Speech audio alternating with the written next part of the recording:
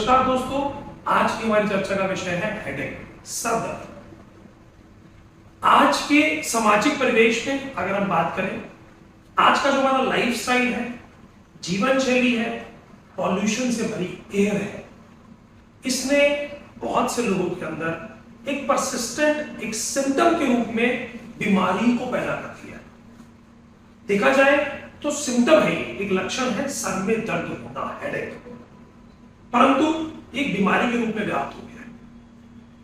Headache होना आज के लाइफस्टाइल के अकॉर्डिंगली बहुत ज्यादा, अगर मैं कहूं तो डिस्टर्बिंग फैक्टर इसलिए हो गया है क्योंकि हर एक कोई अपने आप से बहुत कुछ चाहता है। They want to perform much better in their office, in their personal life, in their family life.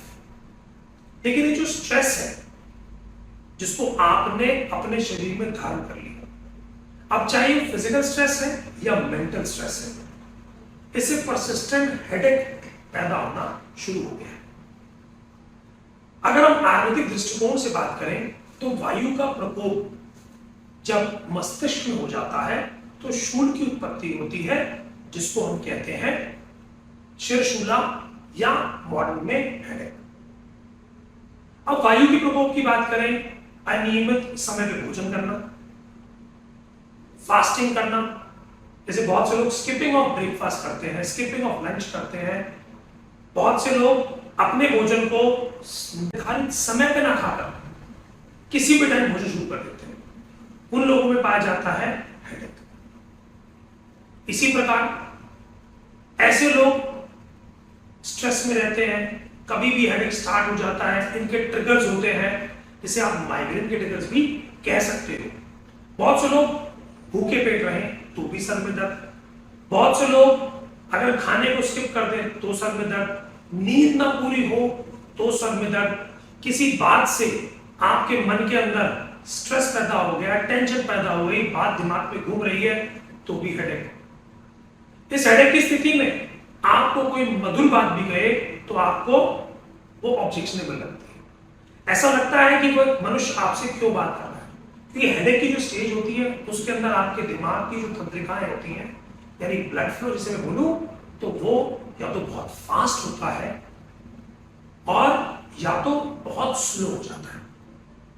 अब फास्ट होगा तो क्या होगा, ब्लड प्रेशर बढ़ेगा, स्लो हो जाएगा तो हेडेक है लेकिन आपकी एक्सट्रीमिटी का प्रेशर लो हो जाएगा, यानी सारा ब्लड सर्कुलेशन ब्रेन तक पहुंच गया है। ऐसी स्थिति बहुत से लोगों को हेडेक पॉल्यूशन में जाकर भी होता है। बहुत से लोगों को अगर मैं कहूं तो बहुत लंबे समय तक कंप्यूटर पे बैठना, मोबाइल का प्रयोग करना, उसकी वजह से भी होता है। लेकिन लोग क्या कहते हैं, नहीं ये तो कॉमन हो गया है। लेकिन देखा जाए तो हमारी आंखों को एक लिमिट से ज्यादा अगर आप प्रयोग में ला रहे हैं और बहुत नजदीक से प्रयोग में ला रहे हैं तो इसका स्ट्रेन ब्रेन में पड़ता है, जिसकी वजह से जो आपके ब्लड की सर्कुलेशन है उस पर इसका अफेक्ट जाता है। वेगान धारियत की अगर हम बात करें तो बहुत सारे ऐसे वेग हैं जिनको हम धारण कर लेते हैं। उसके अंदर जो वेग नहीं धारण करना था वो था फ्लैटस का, यानी अगर हवा पास करनी है तो कर दीजिए, पॉटी आ रही है तो चले जाइए, ब्लैडर फुल है तो यूरिन कर दीजिए, भूख लगी है तो भोजन कर लीजिए, अगर रोने का मन कर रहा है तो आंसू को निकाल दीजिए, नींद का मन कर रहा है तो नींद ले लीजिए, और भूख लग रही है तो भोजन कर लीजिए। जो लोग नहीं करते हैं ये ट्रिगर्स की तरह काम करते हैं और हेडेक को डेवलप करते हैं। कई लोगों में हमने देखा कि परफ्यूम्स, बहुत पंजेंट अगर परफ्यूम की स्मेल हो तो भी वो ट्रिगर करता है। कई लोगों में किसी स्पेसिफिक फूड से हेडेक डेवलप हो जाता है। तो हमारी बॉडी में ये जो नर्वस सिस्टम चेंजेस आते हैं, इसको लाने के लिए आवश्यकता ये होती है कि आपके शरीर में वायु का प्रकोप कर दे ये सब लक्षण मिलकर या सब निदान मिलकर।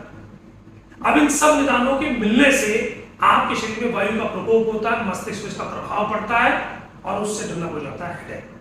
अगर हम चिकित्सा की बात करें तो देखिए, जिन कारणों से मैंने निदान शब्द इसलिए यूज किया, निदान परिवर्जनम एवं चिकित्सा, यानी जिस कारण से हेडेक डेवलप हुआ था अगर आप उसको छोड़ दें तो आपका हेडेक ठीक हो जाएगा। यानी स्किपिंग ऑफ मील छोड़ दें तो हेडेक ठीक है, साउंड 6 to 7 आवर की स्लीप लेना हेडेक ठीक कर देगा।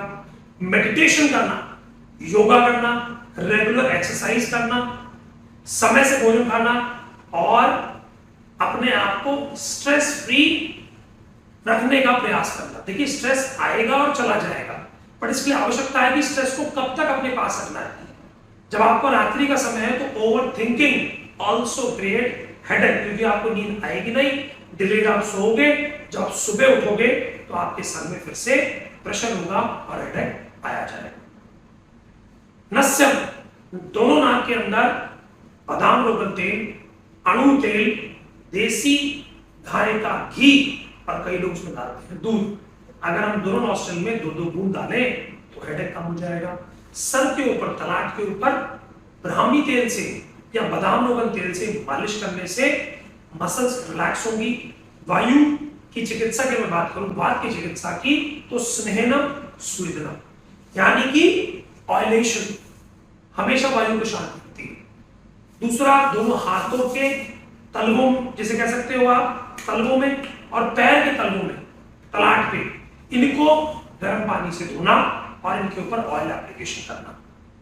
ऐसा करने से आप इस बीमारी से निजात पा सकते हैं। और आवश्यकता है इस हेडेक के ट्रिगर को सबसे पहले पहचाने और उसके अकॉर्डिंगली इसका ट्रीटमेंट करें। धन्यवाद, नमस्कार।